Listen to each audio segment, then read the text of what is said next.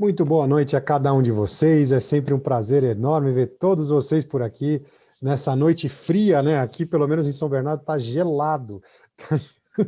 Tá gelado aqui. A gente está nessa noite fria aqui, mas está com o calor de vocês aqui. Isso deixa a gente Gratidão a todos. bastante feliz em saber que tem bastante gente acompanhando a gente aqui para essa live mais do que especial. Hoje com a presença desse nosso grande parceiro, o Rubens Taniguchi, aí, que foi colega de Toyota aí durante muitos anos, trabalhou por 22 anos aí na Toyota, chegou à gerência de engenharia de produto, uma pessoa fantástica, sempre um grande parceiro, um grande amigo, e hoje está aqui com a gente para a gente fazer essa live mais do que especial, uma live muito bacana, de verdade, eu tenho certeza que vai ser de grande aprendizado para todo mundo.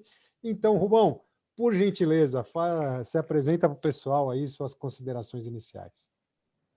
Opa, muito obrigado. Então, agradecendo primeiramente ao Winner Aliança pela oportunidade, né? Mais uma vez a gente poder falar um pouco das nossas experiências. Meu nome é Rubens Taniguchi, como o pessoal disse, tenho 22 anos de experiência na parte de engenharia de produto. Recentemente chamou-se R&D, né? Pesquisa e desenvolvimento da Toyota. E é isso, né? Acho que a gente tem muita experiência, mesmo nessa parte que a Toyota não é tão conhecida pelo TPS, mas mesmo nessas áreas nós temos várias outras técnicas aí que acabam agregando no conhecimento Lean, que faz parte do sucesso da Toyota, né? É isso aí, vamos lá. Maravilha, gratidão, gratidão, Rubão. Yoshida, por gentileza, considerações iniciais. Gratidão, Rubens, por estar aqui prestigiando a nossa live, ajudando a engrandecer o nosso trabalho. Gratidão a todos os presentes. E hoje a gente vai falar sobre engajamento em Kaizen. E é uma história longa, né? Que é um aprendizado de muitos altos e baixos, com parte técnica, parte organização e parte de mindset, né? E hoje a gente vai contar o que nós vivemos nos vários projetos, e como a gente foi desenvolvendo, né, o senso de prioridades, né? Primeiro a gente aprende muita coisa técnica, depois promoção de atividade, e depois vai percebendo a importância do sentimento das pessoas e do engajamento, de preparação das pessoas, que é um processo que não sai da noite para o dia, mas tem que ir construindo todo dia, né? Então é um processo importantíssimo. Gratidão a todos, pessoal. Gratidão, gratidão a cada um de vocês. E hoje a gente tem essa live aqui muito bacana, muito especial. Peguem aí a caneta, pega o papel e a caneta, que vai ser muito bacana. Desde já a gente agradece quem pode estar com o vídeo aberto para a gente poder se comunicar melhor. E para quem ainda não me conhece, eu sou André Borgomoni, trabalhei por 14 anos na Toyota, sempre no departamento de compras e desenvolvimento de fornecedores.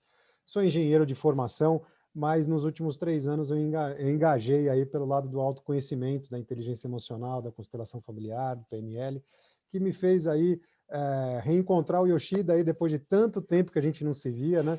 Depois de Gratidão. 12 anos que a gente não se via, e a gente junto está construindo o Lean emocional. O Lean emocional nada mais é que o Lean Manufacturing junto com organização e a inteligência emocional.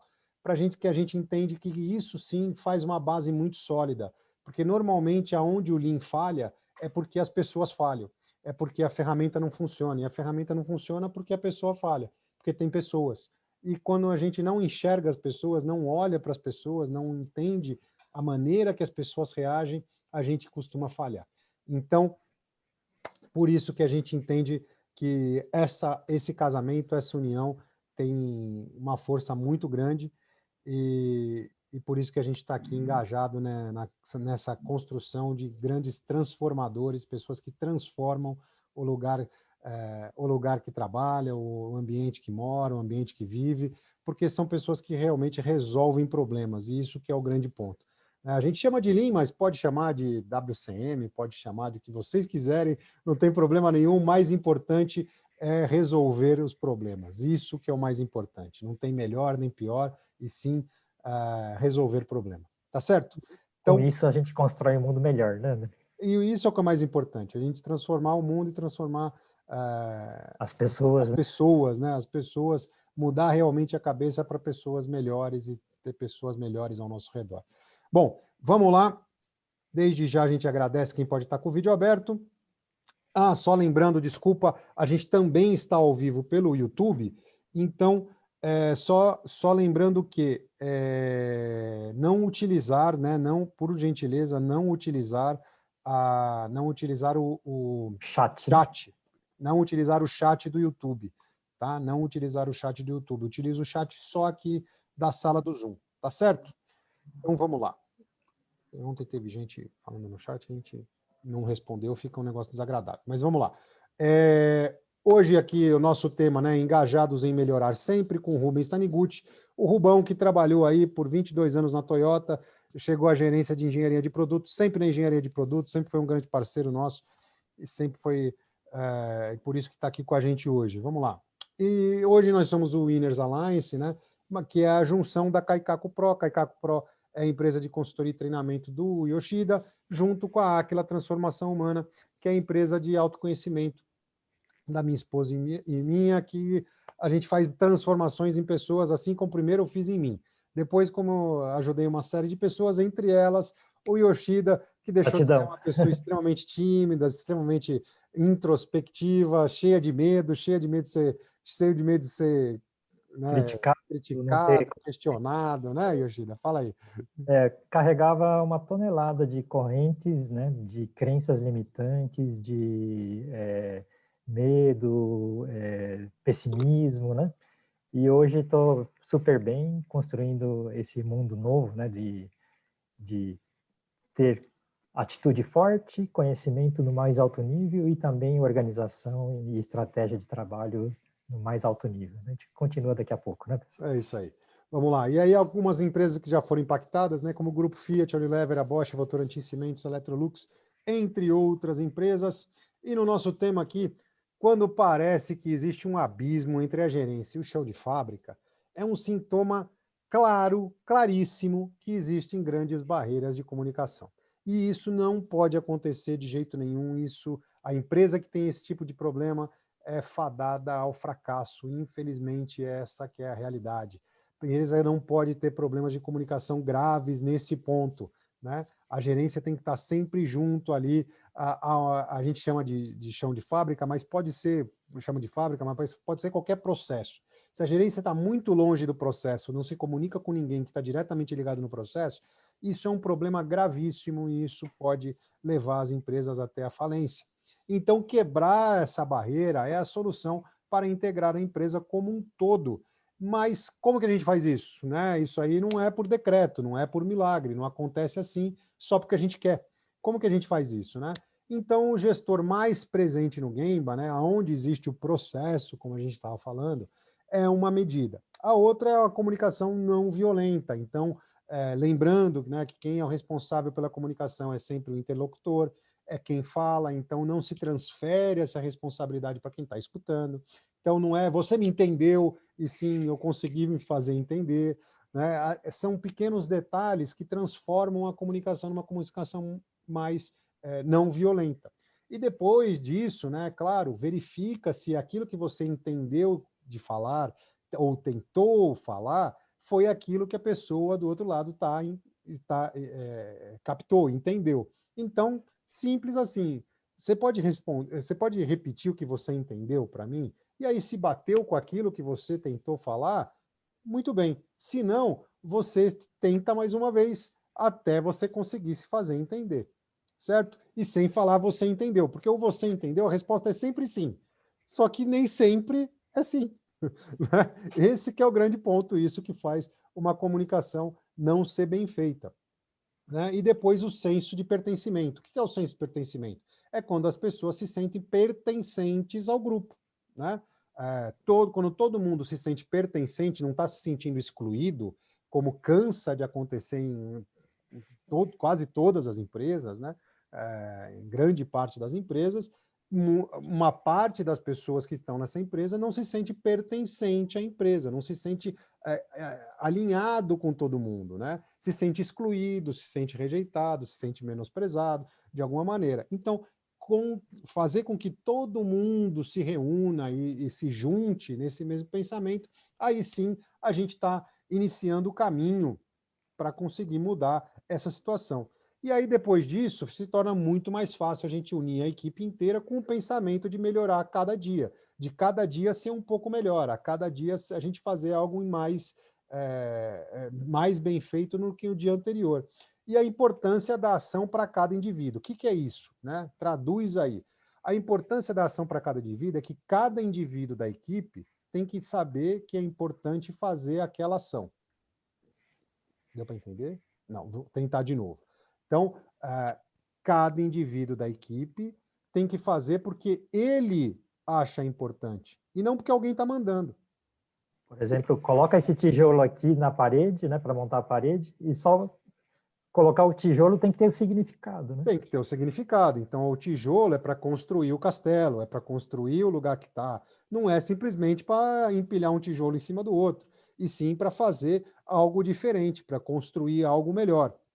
E aí sim as pessoas vão estar engajadas. E com todo o time realmente unido, conquistamos uma empresa inteiramente engajada para melhorar sempre, né? Esse que é o grande diferencial. Aí sim a gente chega no ponto onde está a empresa inteira unida, pensando em melhorar a cada dia, fazer um pouco melhor do que o dia anterior, e todo mundo engajado com um propósito para atingir aí o que é de mais importante para a empresa, todos os objetivos da empresa sendo alcançados. E aí, mais uma vez, eu pergunto para vocês se isso que a gente acabou de explicar aqui faz sentido para vocês, quais são as expectativas de vocês para essa live, quais são as perguntas que vocês têm aí para trazer para a gente estar aqui conversando com o Rubens e o Yoshida, poder esclarecer cada detalhe desse. Sim, faz sentido, que bom. Então, vamos lá junto nessa live. Quanto mais interação a gente tiver na live, ela sempre vai ficando melhor. E eu já vou lembrar aqui a todo mundo que no próximo sábado, né? No próximo sábado, a gente já vai ter o nosso workshop em linha emocional.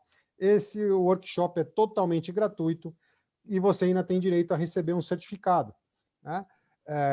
Ainda tem o certificado de participação. Então, a gente vai estar das 9 da manhã às 18 horas, eu vou estar ali na casa do Yoshida, naquela bancada ali atrás, fazendo aí junto com vocês esse workshop durante o dia inteiro. E vão ser 4 dinâmicas. A gente vai fazer 2 dinâmicas essencialmente emocionais, mas 2 técnicas misturando a parte emocional. Que isso é uma amostra aí, é um gostinho de como é que funciona o nosso treinamento, né? Uma pequena amostra de como é que funciona o nosso treinamento em linha emocional, que aí é um treinamento completo. Quem estiver realmente engajado em dar esse salto de melhoria de eficiência, de produtividade, tanto na vida profissional quanto na vida pessoal, a gente vai estar oferecendo no final desse treinamento, desse workshop. Tá certo? E a gente fica muito feliz aqui, porque sempre tem aqui alunos nossos que já fizeram o treinamento junto com a gente, está aqui. Gratidão a todos. Está sempre acompanhando a gente aqui, tem uma série de... A Fernanda Feber, que também é nossa aluna aí, inclusive dos nossos 2 treinamentos, né?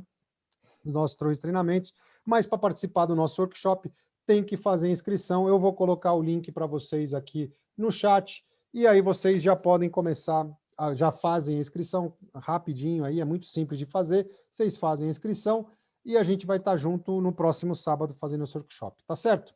Então, gratidão, Yoshida, tá contigo aí, vai lá. Bom, gratidão, André, pela introdução, gratidão, Rubens, pela presença, gratidão a todos também por participarem da live hoje. Bom, como engajar as pessoas, né? Nós entramos numa empresa, né? 1.000 pessoas, lá atrás éramos 1.000 pessoas, mais ou menos, hoje a Toyota tem lá 4, 5 mil pessoas, né? Toyota Mercosul. E como é que acontece, né? Cada pessoa tem um biorritmo, tá numa fase boa, tá numa fase ruim, e tem lá 1.000 pessoas, 3.000 pessoas, cada um num ritmo diferente, nível de conhecimento diferente, atitude diferente. E como é que nós trabalhamos, né, para todo mundo aprender, nivelar conhecimento, nivelar atitude, nivelar conhecimento de promoção de atividade, etc., né? Nós vivemos, né, Rubens e André, o pessoal aqui, várias fases. A fase do comecinho da Toyota, que saiu do Bandeirante, começou a fazer Corolla, depois aumentou o volume, cada vez mais volume, projeto novo, mais de um projeto ao mesmo tempo, né? E isso aí, no fim, nós gastamos praticamente praticamente 20 anos cada um, né? Somando os três aqui, temos 60 anos aí de vivência, né, em sistema Toyota. E vamos contar um pouquinho, né, como é que foram as nossas fases de aprendizado técnico, de aprendizado de como promover a atividade, como engajar as pessoas e conseguir, né, preparar um ambiente melhor, né? Por exemplo, eu, Yoshida, saí formado em engenheiro de produção pela Politécnica da USP, achava que sabia tudo e vou me tornar gerente nessa empresa aí em 5 anos. Não foi bem assim, foram 13 anos, porque a gente não tenta batalhar sozinho, tenta nadar sozinho, tenta se destacar sozinho, né? Mesmo com 5 anos de treinamento no Japão, demorou 13 anos para me tornar gerente. Por quê? Porque a gente se perde no caminho, né? No caminho emocional, no caminho das técnicas, no caminho da promoção de atividade, porque a gente sabe um pouquinho de cada coisa, não conhece a sistemática inteira e fica patinando no fim, né? Então, eu acho que é interessante a gente contar um pouquinho lá do começo, né, Rubens? Que a gente estava aprendendo a parte técnica, depois tinha que aprender nós mesmos para poder fazer, entender e poder ensinar alguém, né? E esse processo é um processo que foi lá 20 anos da nossa vida, né? Pois é. E é interessante, né? Porque mesmo quando a gente começou há 20 e tantos anos atrás, a Toyota sempre colocou um dos pilares dela como respeito às pessoas, né? E isso sempre foi muito mal interpretado, né? Respeito às pessoas não era uma questão de ser polida, ser gentil. Mas Precisa você também, né? precisa. Mas não é só isso, né? Era a parte do você poder treinar a pessoa para ela dar o máximo do que ela pode, né? Mais daquela coisa do que o pessoal, antes de fazer a Toyota, o pessoal viu o pessoal da Ford, né? O Sakit Toyota, um deles lá, não lembro muito bem qual deles, foi para os Estados Unidos, viu o pessoal da Ford montando as peças, então ficou vendo o operário o dia inteiro aprendendo um parafuso, né? Isso foi o Sakit, o Sakit, filho né? do Shoichiro, isso. Tem o Shoichiro, que é o fundador da Toyota, e o Sakit, que foi aprender a fazer automóvel nos Estados Unidos, né? Isso, e aquilo, ele chocou muito aquela imagem, né, de ver um operário fazendo só uma operação o dia inteiro, anos, né? E ele não achava certo isso para um ser humano, né? E ele passou isso para a Toyota para não deixar as pessoas fazerem isso. Então tem muita coisa da produção Toyota que evita esse tipo de coisa e não podia ser diferente dentro do escritório, né? Então, aí acho que esse treinamento de todos os das pessoas, então ela não tinha essa visão de que você é uma pessoa passiva dentro da empresa. Eles te puxavam para ser ativa. Claro que isso gera muita confusão, né?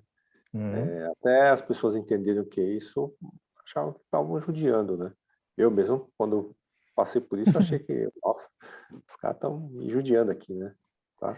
E eu não falar que existia um certo estresse, né? Claro que existe, né?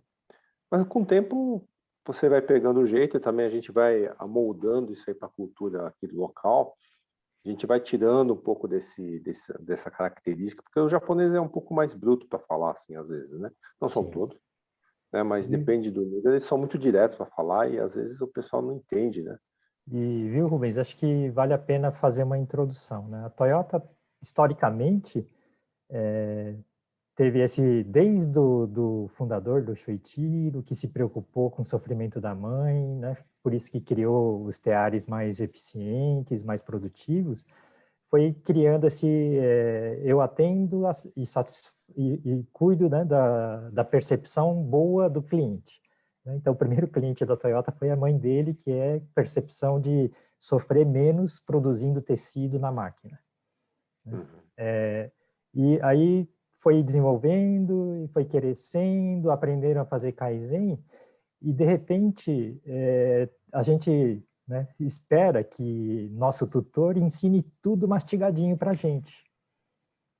Mas quando vem mastigado demais, não é bom, né? Por isso que lá nesse livro que está aqui atrás, o livro verde aqui, o Toyota Way, que foi feito em 2001, por que foi feito em 2000 também tem que explicar rapidamente.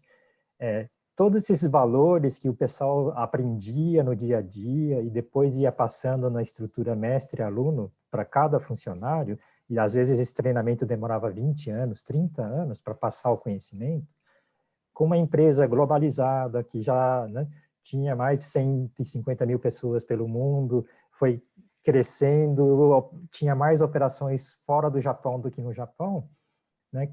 Em 2001 criaram o código, né, de atitudes, né, do DNA da Toyota, né, o Toyota Way, que tem respeito e Kaizen. Por que precisou fazer isso? Porque a operação estava começando a ficar perigosa, porque o treinamento corpo a corpo, mestre e aluno, já não era tão eficiente, até porque os alunos já estão do outro lado do mundo. Então, para quem está do outro lado do mundo, e mesmo no Japão, que a empresa estava crescendo muito rápido, foi necessário formalizar num documento dizendo quais são as atitudes e comportamentos esperados, né? Qual que é o DNA comportamental das pessoas que trabalham no grupo Toyota. Né? E nasceu o respeito e o Kaizen. Kaizen precisa melhorar sempre para a empresa evoluir. E até o tema de hoje. E o respeito, né, o Cho, que era o presidente na época que lançou o Toyota Way 2001, falou assim, respeito, tem que ter respeito pelo acionista, respeito pela pessoa, como respeito da forma de falar, mas o maior desrespeito que pode ter é não criar condições para desenvolver a pessoa.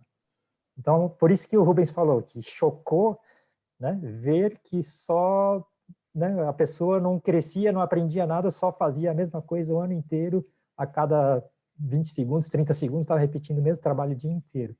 E isso não ajuda a pessoa a se desenvolver como pessoa, como habilidades, como conhecimento técnico, como habilidade de gestão e etc. Né? Ou seja, a gente precisa se preocupar, né, em desenvolver as pessoas. Mas para a pessoa se desenvolver, ela tem que querer aprender, alguém que tem que querer ensinar, e esse pensamento de eu trabalho para as pessoas serem melhor, e a partir de pessoas melhores eu consigo realizar alguma coisa, que é, né, a essência do Toyota Way, né, pessoal? Acho que aí vale a pena falar como é que foi esse andamento, né, Rubens? Foi interessante porque logo que eu entrei na Toyota do Brasil, logo depois já me mandaram para o Japão, eu fiquei um ano lá, né, como ICT, e fui na área de R&D deles, né.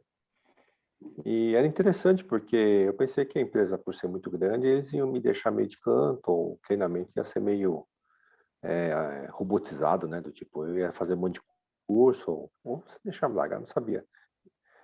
Mas foi interessante porque lá eles têm uma preocupação de explicar. Então, aquele OJT, né, On-Job Training, você vê como eles fazem, né? Por exemplo, você tem uma dúvida, você pergunta para não precisa ser superior, pode ser até a pessoa do lado, mas que tem um conhecimento, eles param de fazer o trabalho dele, você entra, explica com detalhes, né? Claro, tem um limite de tempo, mas eles tentam te dar muita atenção, né? Isso foi importante porque depois que passei por isso, essa vivência, eu vi que existia toda essa preocupação de explicar direito com a pessoa do teu lado, né? Não era simplesmente faz um curso, ou te dá um livro, ou dá Se um vire, negócio, se vire só, né? mas se vire, É, né? É não, não. a oportunidade de fazer você tentar e poder perguntar, interagir para tirar dúvida, e isso aí forma vínculo entre pessoas e também, né, fortalece o conhecimento técnico também, né, Rubens? Isso, e foi muito bacana isso aí, porque quando eu vim para o Brasil, eu trouxe esse tipo de cuidado, né? Então, sempre as pessoas que vinham conversar, eu gastava um tempo explicando, isso aqui é assim, então tentava falar da teoria, como a Toyota entende e como a gente deveria agir, né? E essa forma de trabalho deles, né, de estar se comunicando em todos os níveis, é uma coisa difícil de aprender. Parece uma coisa simples, né?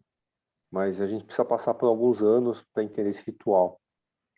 E faz parte, né, da cultura da empresa de sempre a gente estar em concordância, né? É uma cultura interessante porque não é uma cultura de que você, em cima manda. parece uma tribo de índios, né? Todos decidem e se todos não concordarem, a coisa não vai para frente. No começo é muito cansativo, né? Porque você acha que alguém tem que decidir Parece perda de tempo, às e, vezes, né? nossa, aquela coisa quando a gente começa a entrar começa na empresa, parece um negócio de que ninguém decide, né? E aí, até você entender como funciona esse mecanismo de decisão e que você tem uma função importante de conseguir explicar para as pessoas por que é importante fazer tais atividades, porque isso é melhor, é aquela coisa, né? Você precisa conseguir que todos entendam o porquê é importante fazer aquilo. Você não vai conseguir sempre um sim, mas pelo menos você vai conseguir não ter nãos, né? Isso é interessante. Eu acho que eu vou fazer um reforço aqui, né? No fundo, eu preciso que as coisas aconteçam. Para as coisas acontecerem, a colaboração tem que existir. E para a colaboração existir, tem que ter uma comunicação franca e aberta, onde a gente pode mostrar até os nossos defeitos. Então, o primeiro ponto é esse. Segundo, tem que ter um ambiente de confiança, né? E de conhecimento mútuo entre as pessoas, para cada um saber quem é forte no que e fraco no que, para poder desenvolver as fraquezas, e na hora que monta o time, usar as habilidades que já tem no mais alto nível. Né? E também, na hora que põe, né, uma atividade dentro de um time, sabendo que a pessoa tem alguns gaps, né, tem algumas dificuldades, tem alguns pontos fracos, colocar algumas atividades para ele exercitar aquela parte que ele ainda não tem experiência, não tem conhecimento. E isso aí junto, né? Quando eu falo fraquezas e fortalezas, é o conhecimento, né? Então, para a colaboração acontecer, tem que estar muito claro que conhecimento é necessário e onde está, né? A gente trabalhar para todo mundo compartilhar conhecimento, né? E também, né, que a comunicação flua bem, né, e as pessoas consigam, né, chegar num acordo, né? Então, por exemplo, exemplo que acontece com frequência, você chega numa reunião, o pessoal bate boca e não resolve nada. Por quê? Porque não teve um preparo adequado para a reunião fluir melhor. Por exemplo, se tem 3 alternativas, a gente pré-discute antes, faz um corpo a corpo, conversa com cada pessoa, e quando chega na reunião lá com 30, 40 pessoas, é a ratificação da decisão da maioria e por que é aquela decisão e qual que é o cronograma e por que a gente está fazendo isso. Né? É um processo que acontece, né? E é até demorado, né? Demorado. A gente achar que vai numa reunião e resolve, a reunião é para ratificar ou confirmar a decisão que a gente fez nos bastidores antes. Né? Então, no bastidor, antes da reunião, eu tenho que me reunir com várias pessoas, de preferência individualmente, para criar os pré-acordos, afinar alguns detalhes de cronograma, para poder, né, na reunião geral, todo mundo mostra o cronograma, cada parte diz, eu faço isso, eu faço aquilo, está muito claro, na hora que vai falar assim, decidimos entre A e B, C, decidimos por B por causa disso, cada área vai fazer isso, aquilo, né? Faz parte do processo que parece demorado e absurdo, né? Você citou agora. Né? Não, é um processo que demora muito para as pessoas entenderem. Existe, claro, mesmo dentro da Toyota, não existe um consenso de que é simples, isso é bom, né? O pessoal percebe que em alguns casos não precisavam ter tanto alinhamento, né? Existe um desperdício que você percebe que algumas pessoas não querem decidir mesmo, né? Mas eu acho que isso é uma questão que não é pelo mecanismo, é mais uma questão individual. Mas eu acho que, como cultura, esse respeito existia em todos os níveis, né? Então, mesmo que uma pessoa, não vou falar hierarquia, mas talvez menos tempo, mas se tivesse uma razão, tivesse uma lógica, tivesse um fato importante, isso era analisado. E muitas vezes você conseguia sobrepor muitas decisões quando você tinha essas informações ou esses dados, ou um trabalho desses dados bem feito, e o pessoal conseguia entender o que você queria, porque o universo do carro era muito grande, né? Era impossível você conhecer o carro inteiro. E imagine que no processo decisório você tinha pessoas que eram especialistas em coisas distintas, né? Então era muito difícil você, por exemplo, sei lá, vou chutar, tá? Não estou falando que é essa pessoa, só para ilustrar com o exemplo. Então, por exemplo, você vai levar para uma pessoa de finanças, né? Uma informação de engenharia sobre, sei lá, coisa de informática ou de informações técnicas da parte eletrônica, né? Quando você leva esse tipo de informação para ele, você não adianta explicar com todas as riquezas de engenharia para essa pessoa. Você tinha que saber o ponto que ele precisava entender, o suficiente para ele poder tomar uma decisão, né? E você tinha que ser claro com ela, ó, isso aqui é assim, assim, assado. E tinha pouco tempo, né? Esse negócio de chegar em cada pessoa, você tem, às vezes, 5, 10, 20 minutos para explicar um negócio, tinha que ser muito, muito assertivo, né? Então você precisa dominar bem o assunto, explicar e coisa. Isso fazia as coisas melhorarem? Em parte sim, porque você percebia que a informação em todos os níveis estava nivelado, né?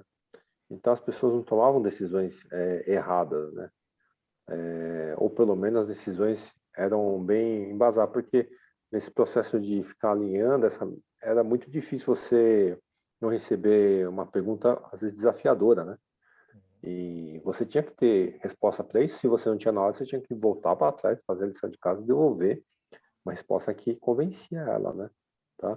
E era um processo de amadurecimento. Às vezes, mesmo muitas coisas nos surpreendiam com perguntas importantes que, se não tivesse feito esse alinhamento prévio, não tivesse feito um bom trabalho com isso, lá na frente iriam tomar decisões erradas, né?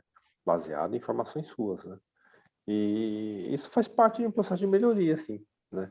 Eu Legal. gostava, no começo não gostava, né? Mas depois que eu aprendi como isso funcionava, aí eu percebi a importância, né? E isso, do pessoal mais novo, a gente tinha que explicar todo esse processo. Então a gente pegava eles do lado, assim, e fazia com exemplos, né? No caso era um exemplo, não, né? Era um fato que estava do meu lado, assim, fazendo, a gente fazia para mostrar, ó, é assim que convence as pessoas, né? E esse aí é um aprendizado, né? Você pega a pessoa do seu lado e vai lá, carrega ele, É o atira colo. sistema mestre-aluno, né, que tinha citado no começo. E o Rubens, agora há pouco, né, você falou que às vezes o gestor, em algumas situações, se abstém ou não quer decidir, né? Aí vamos tentar explicar, né, André, por que que às vezes o gestor não decide. Quando que acontece esse tipo de situação? Tem várias pessoas na reunião, vamos dizer que na reunião tem 10 pessoas, cada um está com a posição 1, posição 2, posição 3, 4, 5, 6, e eles não chegaram a acordo e estão brigando entre eles. Vou usar um exemplo com 10 pessoas, podia ser com 5, com 20, né? Mas essas 10 pessoas não se entendem, ficam se debatendo, né? E acabam levando para uma reunião, né? Para o diretor ou para o presidente ou às vezes o gerente geral. E a reunião é assim: eu acho que é A, né? Que é 1, eu acho que é 2, eu acho que é 3, cada um fala a sua posição. E no fim da reunião, o pessoal quer que esse gestor bata o martelo pelo 2, ou pelo 4, ou pelo 5, cada um está defendendo o seu. Olha a saia justa que a gente coloca esse gestor, porque qualquer coisa que ele decidir, o pessoal, né, se decidiu pelo 3, os outros 9, né, não estão nem aí, porque eles estavam só brigando, né? Então, quando você chega numa reunião que o gestor não consegue tomar decisão, é porque é exatamente aquilo que a gente estava falando, a comunicação está com curto-circuito e a gente tem que tratar de ele melhorar essa comunicação. E o exemplo que eu estava citando lá agora há pouco, de eu tenho que fazer o corpo a corpo com várias pessoas, e em vez de ter só 10 posições, a gente vai ter, sei lá, 7 na posição 2, né? E o restante disperso, e no fim a reunião vai convergir para a decisão pela opção 2. É um processo que tem que fazer, senão a reunião vira aquele campo de batalha que a reunião não termina e marca mais 2, 3 reuniões para decidir um negócio, né? Então, aquele tempo que eu não investi para formar esse pré-consenso pode sair caro em várias outras reuniões improdutivas, né? Isso aí, né, é um tema de Kaizen, né, importante. Então, a gente tem que estar atento no sentido preocupado em fazer Kaizen, né, o engajamento no Kaizen, tem que estar até preocupado em como que a gente está conversando e decidindo as coisas, né? Uhum. Isso aí. Isso inclusive é um Kaizen, né? Como que é um processo decisório? A Toyota do Brasil passou por um processo de aprendizado de como decidir, isso é interessante. No começo a gente decidia as coisas meio do tipo, quase no palitinho, né? A Às famosa vezes era top-down ou era palitinho, né? É, mas isso é porque o pessoal de baixo que formava as informações para o pessoal decidir, não faziam de uma forma boa, né? Isso é uma coisa que, com o tempo, você percebe, a reunião bagunçou porque você não conseguiu trazer a informação, estava claro que a decisão tinha que ser para esse lado, né? Não precisava ter tanta dúvida. É que a informação ficou uma maçaroca tão grande assim, e o pessoal não consegue decidir, né? Aí começa a fazer um monte de pergunta, né? Por que tá pra cá, por que tá pra lá, e vocês falam uma coisa, o cara não entende, o outro. Aí vira Né? briga, né? E a bagunça começa por dois aspectos. Ou é técnico demais, ou é Uhum. micro demais, ou é macro demais, né? E às vezes você não dá a ideia macro primeiro e fica falando detalhinho, aí o cara começa a perguntar lá das coisas macros. Ou fala só macro, daí o pessoal fica só perguntando em detalhinho, né? Então, Isso. assim, até na hora de explicar, eu tenho que estruturar em macro e micro, né? Primeiro, Uhum. vamos ver a visão geral, o que, que a gente assumiu como premissas do projeto, né? E alguns detalhes são esses, né? E esse ponto decidiu isso por causa desse detalhe, né? Se a gente não organiza e explica de forma ordenada, a própria reunião desanda, né? Nesse perder o foco entre macro e micro, né? Exato, exato. É uma forma de organizar também a comunicação, e isso é extremamente importante. Isso que a gente que é o grande tema aqui, né? Que é organizar a comunicação para que todos entendam a melhor maneira, da melhor maneira, o que que a gente está precisando, o que que é necessário realmente para a empresa. Deixa eu lembrar rapidinho que a gente vai ter o nosso workshop em linha emocional totalmente gratuito e com o certificado de participação, mas você precisa fazer a inscrição. Quem ainda não fez, eu sei que a grande maioria aqui já fez, mas quem ainda não fez a inscrição, clica aí no link, acabei de colocar o link de novo para vocês aí no chat, clica no link, faz a inscrição e a gente vai estar aí no próximo sábado, no dia 15, das 9 da manhã às 18 horas, fazendo com vocês esse workshop mais do que bacana. Deixa eu ir para o chat um pouquinho aqui, porque tem Legal, Rubinho. bastante pergunta aqui, tem coisa, bastante colocação. Aqui a Tamires começou, né? As barreiras de comunicação, infelizmente, está muito presente em algumas organizações, faz muito sentido, exatamente isso. Depois aqui, o Marcelo colocou, mas aí ele colocou só para mim, tá? Desculpa, eu vou abrir aqui para todo mundo. Mas ele mandou só para mim que, no entendimento dele, quem ensina o líder no Kaizen são as pessoas, a equipe. E é isso mesmo, porque quem sabe o que tem que ser melhorado de verdade ali no Gemba, ali no processo, é quem está com a mão na massa, quem está no dia a dia. E por isso que a gente precisa dar voz para essas pessoas. E isso que é o grande ponto que muitas empresas não fazem, dar voz para quem está ali com a mão na massa, porque aquela pessoa que está ali no dia a dia que sente a dor de quanto é difícil produzir daquele jeito. E aí, se a gente escutar aquelas pessoas, a gente vai ter uma série de oportunidades de ouro para fazer melhoria e fazer melhoria de verdade, fazer com que faça E olha o bem para as detalhe, né? pessoas. Olha o detalhe, né, pessoal?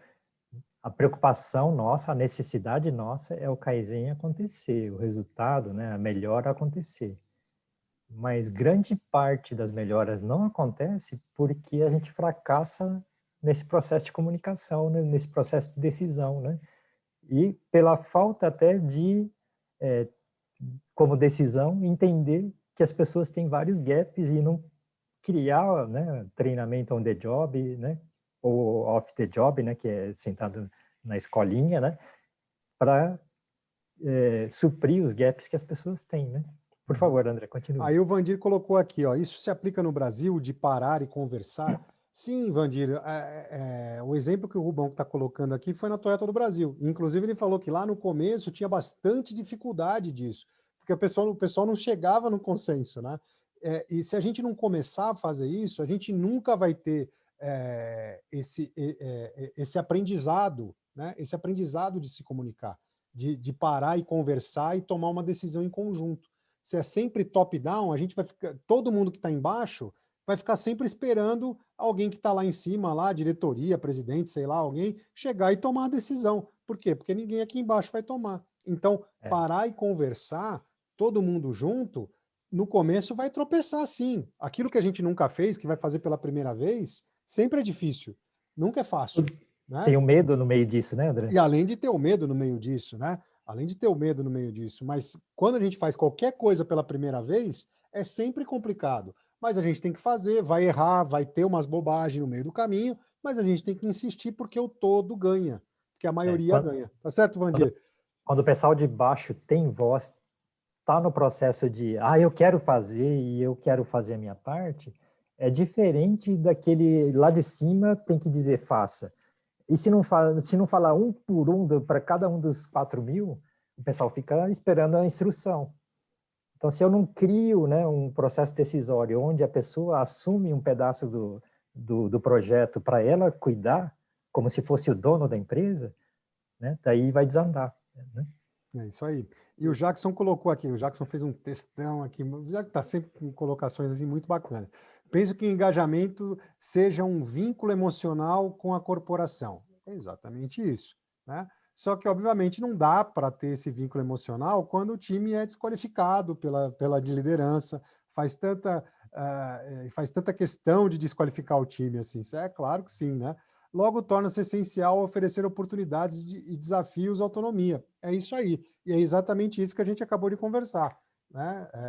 Até respondendo a pergunta do Vandir, se a gente não dá autonomia para o pessoal conversar, se falar e tomar, e errar, e aceitar que vai dar errado, mas ele vai errar, vai aprender com o erro e vai fazer certo da próxima vez, a gente nunca vai fazer isso, essa roda girar. Esse que é o grande ponto. E tem um negócio chamado PDCA, Plan do Check Action. Né? Quando realmente o pessoal ajudou a decidir e criou um plano, né? E, sei lá, o André, Yoshida, Rubens, Vandir, Marcelo, nós 5 decidimos por um determinado plano, mesmo sem ter certeza absoluta que vai dar certo, a gente concordou em rodar um determinado plano. Porque nos comunicamos, criamos os nossos acordos. Não saiu 100% do resultado, saiu só 60%, é nossa responsabilidade. A gente vai fazer mais 2, 3 PDCAs para completar os 100. Por isso que é importante o time se abraçar e dizer, vamos fazer. Porque aí o PDCA vai girar de forma natural, eu me comprometi e vou entregar. Se tiver que fazer 20 PDCAs para entregar os 100%, nós fazemos. Mas estamos juntos desde o começo. Não fazer essa preparação, vamos fazer junto, né? Engajar o time, significa que cada um por si, Deus por todos. Eu falei, eu achava, mas o pessoal faz o que quer, não é meu problema.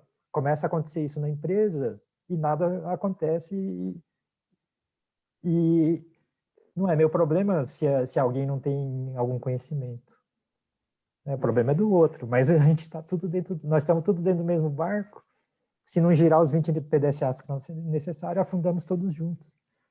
Né? É isso aí. E aí o Jackson continua aqui, né, que os líderes competentes, apaixonados e proativos tornam-se a chave desse processo. É exatamente isso. O líder poderá inspirar pessoas com visão de futuro, né, garantindo a direção clara para onde possam trabalhar coletivamente para alcançar o objetivo comum. Esse que é o grande ponto.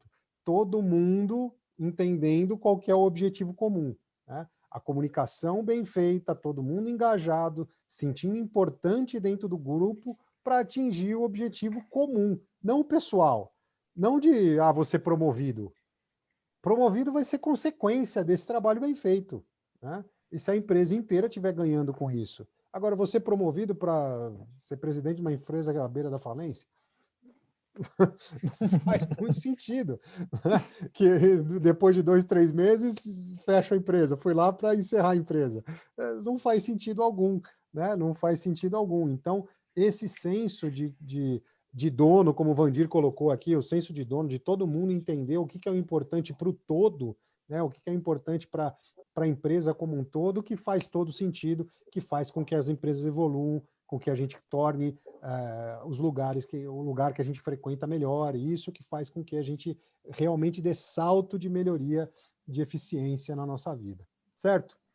Maravilha. Então, gente, quanto mais vocês interagirem aqui, mais bacana fica essa live. Para a gente está sendo um grande prazer isso aqui. Então, por gentileza, põe todas as dúvidas, as perguntas aqui no chat que a gente vai continuar. Certo, Yoshida? Segue lá. Certíssimo. Bom, pessoal, aí eu agora há pouco eu falei dos PDCA macro, que tomou a decisão, né? E no dia a dia a gente tem que fazer uma gestão que conecta, né, com continuar engajado e conectar com o resultado final, né? Então tem um plano macro lá em cima e tem o dia a dia que a gente controla a atividade de cada um, né, que são os tijolinhos que cada um está colocando lá para construir o prédio, o edifício, o projeto, né, da empresa, né? E vamos contar um pouquinho como é que é esse processo dos kaizens que tem que ir fazendo para a gestão do dia a dia ir funcionando e conectar com os resultados, Rubens. Acho que é o KI, né? Que falar um pouco do como funciona o KI, né? Relacionado com entregar os kaizens, né? Uhum. Entregar os projetos. A parte mais macro mesmo da empresa era sempre aquele roxinho, né? Então, É o plano estratégico, né? Plano estratégico, né? Aí o roxinho da empresa é cascateado para todas as divisões, né? Porque na verdade é assim, né? O roxinho começa com proposta de baixo, sobe até lá em cima ver se está fazendo sentido, se tem que alinhar os números, ele dá um número, dá uma direção, volta para baixo e vira a política que nós temos que atender, né? E cada departamento tem sua forma de estar atingindo. Isso chega até o nível de staff, né? Então, todos os colaboradores, cada um tem uma parcela de como vai contribuir para isso. E aí o que o Yoshida-san comentou sobre os KIs, né? KI é Knowledge Knowledge Intensive Innovation System, né? É um sistema de gestão fina do dia a dia da atividade para PDCA nível micro, para todo mundo fechar, né? Ajudar a fechar aquele PDCA macro da empresa. Né?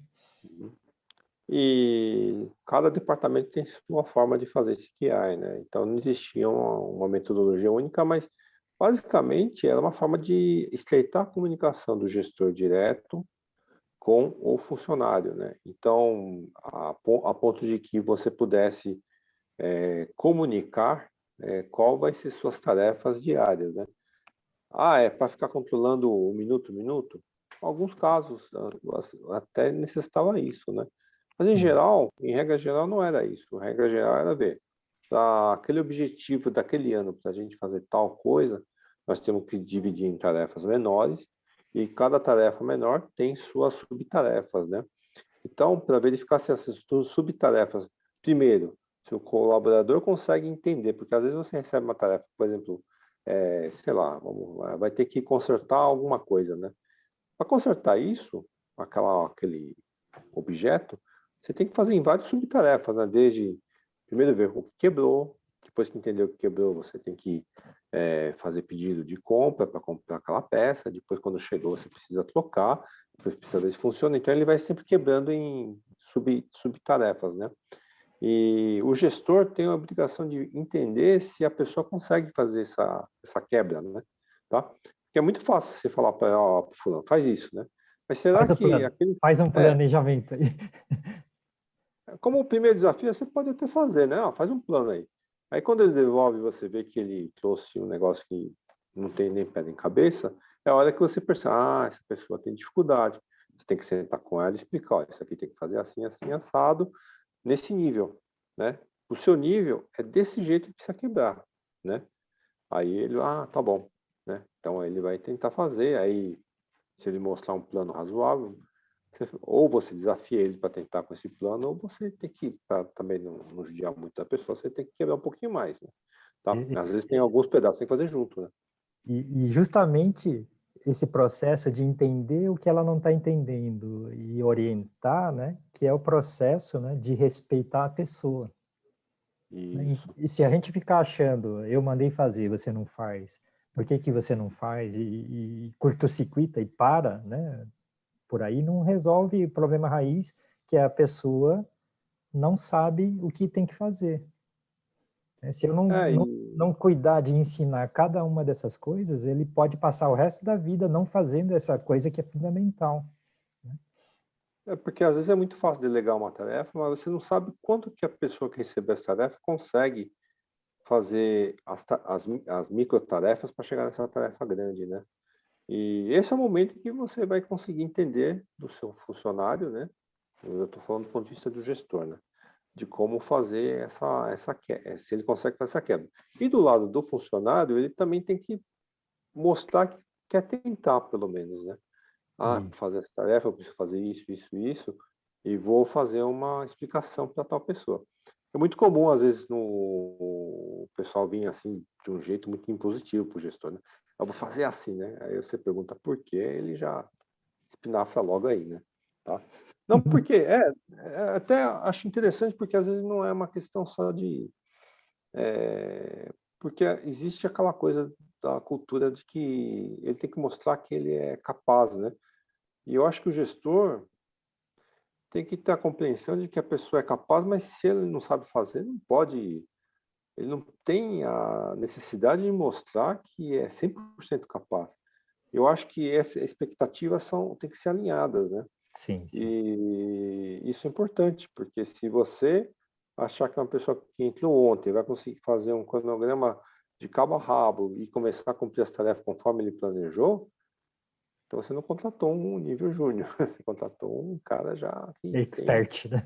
expert, né? E sinceramente, eu nunca vi ninguém começar de um dia na empresa já fazendo essas coisas de uma forma 100%, não porque ela não é capaz, mas ela precisa ter um treinamento.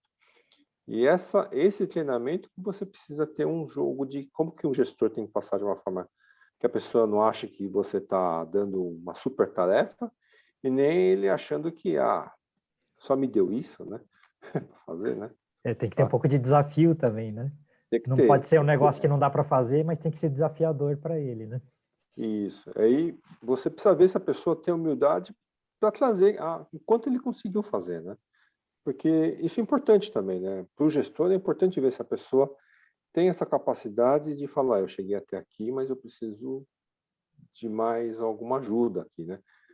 Normalmente o pessoal pega a ajuda dos colegas, né? Os colegas não gostam muito, né? Então, ideal é vir sempre com o gestor, mas às vezes o cara olha para o lado assim, me dá uma ajuda aqui, é como pegar uma colinha assim, né? Tá?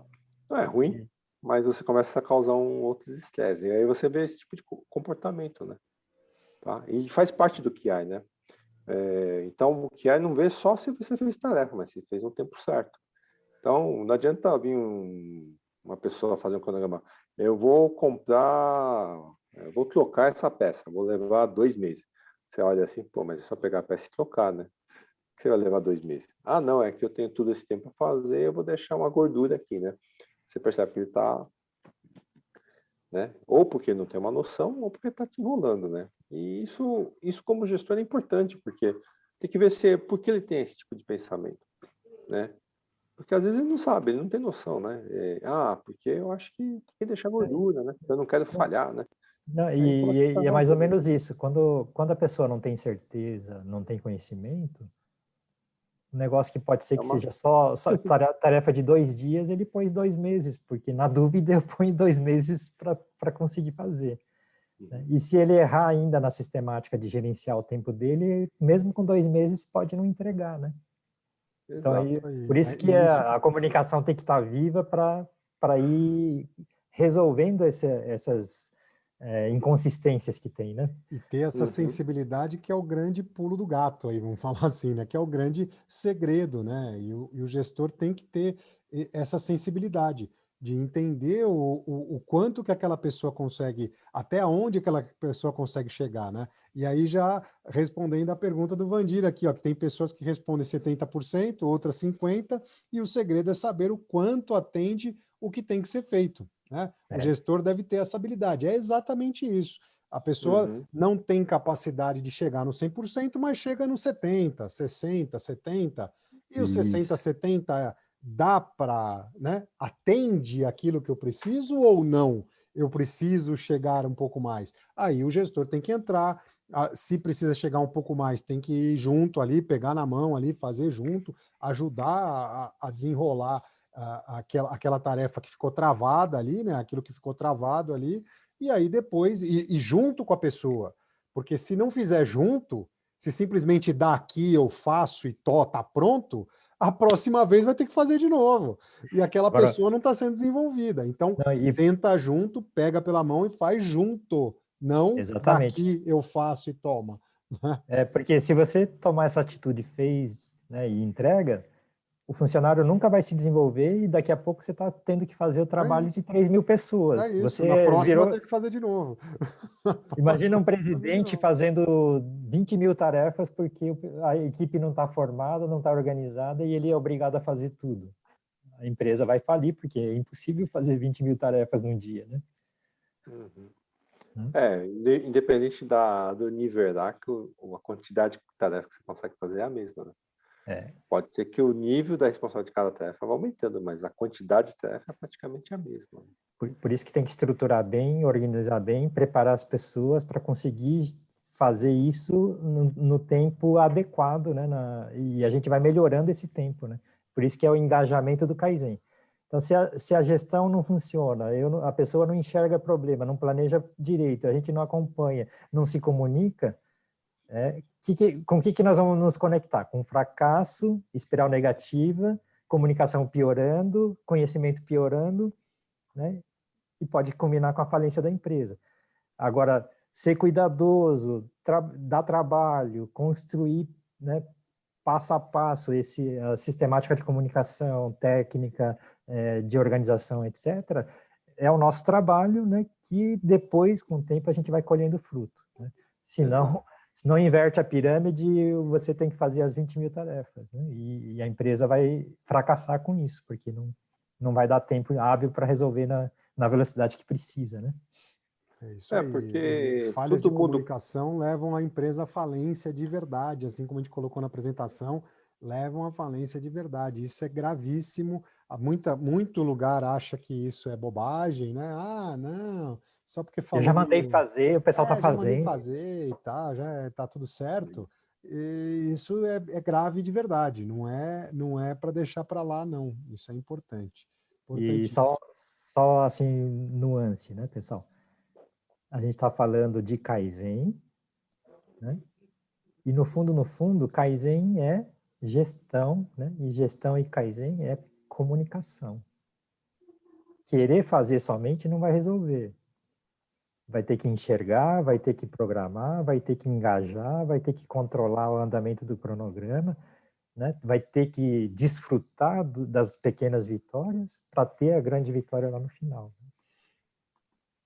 Isso aí que nós vivemos todos esses 20 anos ali, né, Rubão? Porque informação, na verdade, é aquela coisa, informação, dados, né? Tá tudo espalhado, né?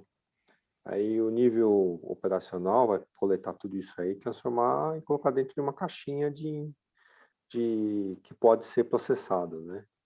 E passa para cima.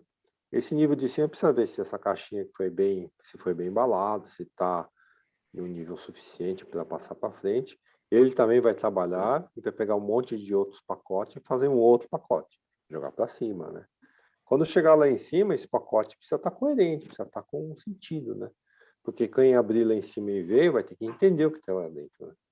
Senão, o que vai acontecer? Vai só colocando lixo, chega lá em cima, o cara olha aquilo, e o que eu vou fazer com isso?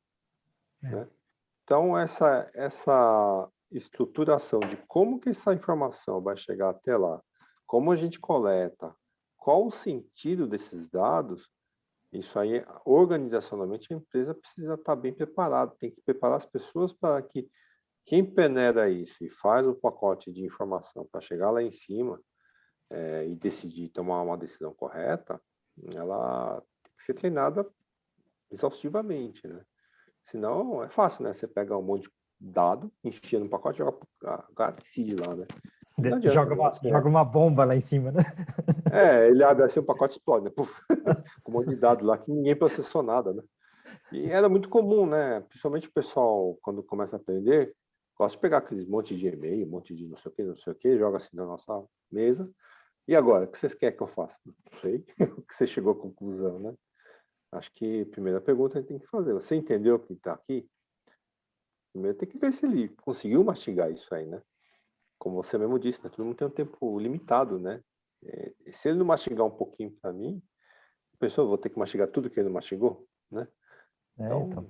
Não, e se está mal, né? Se tá mal mastigado, como é que você pode tomar uma decisão, né? Com confiança, né? Exato. Acaba conectando com não vou decidir dessa vez, me tragam mais dados na próxima reunião, né? Por isso que essa decisão de cima, às vezes a gente ficava criticando, mas é porque realmente a gente jogava de qualquer jeito, né? Mas até a gente perceber isso, foi um aprendizado organizacional mesmo, né? Então, como que esse dado tinha que ser cheio? E acho que aí as pessoas vão melhorando, a empresa vai melhorando. E é uma coisa demorada, né? Esse tempo todo que eu fiquei lá, eu vi que a coisa foi melhorando, mas foi muito trancos e barrancos, né? Tem coisa que funciona, tem coisa que não funciona, né? Tem algum tipo de organização que funciona para um grupo, não funciona do mesmo jeito para o outro. São pessoas diferentes, são equipes diferentes, são alvos diferentes para atacar, né? Ou seja, não dá para colocar uma receitinha padrão e sair fazendo, né? Tem que ir ajustando para cada pedaço da organização, né? E eu acho que a própria Toyota, a filosofia, a linha é isso, você customiza para aquela situação, né? Esse negócio de desperdício é porque você não pega um negócio pronto e enfia lá, né? Você olha primeiro e faz sob medida. E a mesma coisa, a informação tem que chegar para os outros sob medida. Não adianta você ir com uma informação só porque tem toda a informação, você jogar para o cara, né? O exemplo do cara da finanças. Se você jogar um desenho de engenharia, não sei o que, você fala para o cara de finanças, decida alguma coisa, ele vai olhar para tua cara e falar, desculpa, é a imagem do jogar batata quente para o outro, né? E ele vai ter todo dia, ele vai ter todo dia devolver isso aí. Eu falo, eu não entendi, não consegui entender nada que você quer, né? Mas esse Kaizen de informação, né?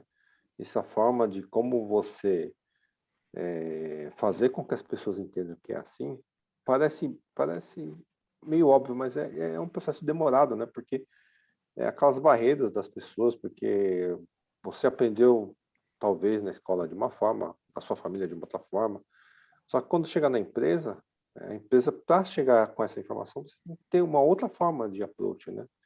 E cada empresa tem uma cultura, né? E isso aí precisa ser adaptado. E quando a gente fala em Lean, é exatamente isso. Como você adapta para aquela situação para você ter a melhor eficiência, né?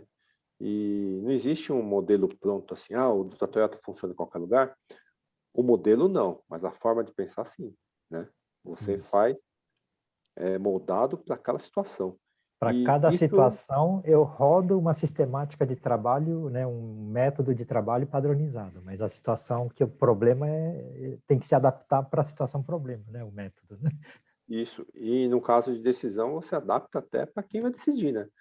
Se um cara que lá de cima ele tem mais um lado comercial forte, você vai levar com approach comercial, você não vai levar com approach técnico, ele vai viajar na maionese e vai falar, eu não consigo tomar uma decisão dessa, né? Tá errado ele? Não, mas é uma coisa que você precisa entender que tem todo um cuidado. Tem duas vias, né? Uhum. Ele pode te falar comercialmente, isso aqui comercialmente funciona, aí você vai ficar com aquela cara, tipo, eu não entendi nada que ele tá falando, né? Tá? Então... E o respeitar é tentar levar a informação de forma que a contraparte entenda, né? Exato. Gente, o papo tá maravilhoso, tá uma delícia estar aqui. Não parece que já passou uma hora, mas a gente até estourou o tempo, já passamos aí 5 minutos, já estouramos o tempo aqui. Então, Rubão, a nossa imensa gratidão, por gentileza, as suas considerações finais. Olha, é um assunto que realmente, se a gente começar a falar, a gente fica muito tempo. Mas eu acho muito interessante porque quando nós falamos de Kaizen, a gente sempre pensa em processos, ou às vezes pensa em pessoas, mas se pensar em organização, é de pessoa para processo para chegar em toda a hierarquia, né? É uma coisa que as pessoas precisam ter essa compreensão, essa percepção da dimensão da importância disso, né? E às vezes, Sim. quando estamos no começo de uma carreira, a gente não percebe, né? Tá? E Mas é você... legal.